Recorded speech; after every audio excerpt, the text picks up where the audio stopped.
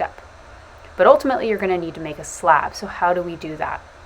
So you're going to grab your clay, and a slab is a flat piece of clay. So you want to start as close to flat as possible. Now, my piece of clay was a little irregular already, so I don't have an exact slab, but it'll work. So you can see here, I definitely don't want to worry too much about that one edge. I want to really flatten the other end. And I like to start actually with the heel of my hand. This, of course, does depend on what your work surface is. If it's too wobbly, then don't do it this way. You could just kind of gently press it. I want to check the dimension of my slump mold. I need it larger than it actually needs to be. Think about if you're making, say, a pie. You need to account for both the bottom part and the sides. So it needs to be fairly large. And I also don't use the edges of my slab, so I want to make it larger than I ultimately need. So then I'm going to roll it out, and I usually would just roll it like regularly, but you do have the option of using slab guides. This is about 1/4 inch thick, which is a great thickness for a slab. I wouldn't go thinner.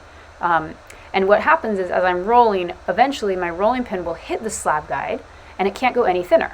Now, of course, if you have things like, I don't know, stir sticks or anything, like those were pieces of just random wood in the garage, that's great, but you certainly don't need a slab guide, and I'm not going to use it for my demo here.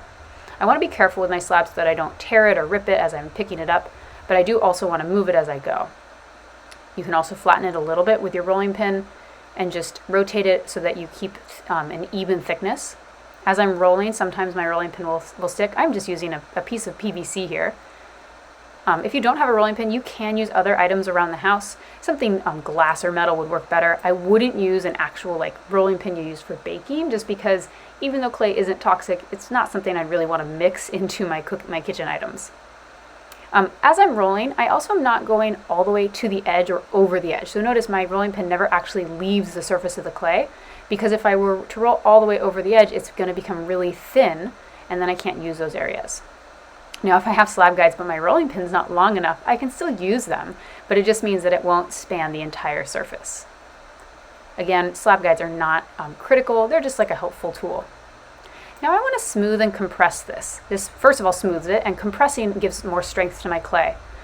Now clay does have a memory, so if I'm picking it up a lot, and I do pick it up to rotate it, to flip it over, I do want to treat it gently. I don't want to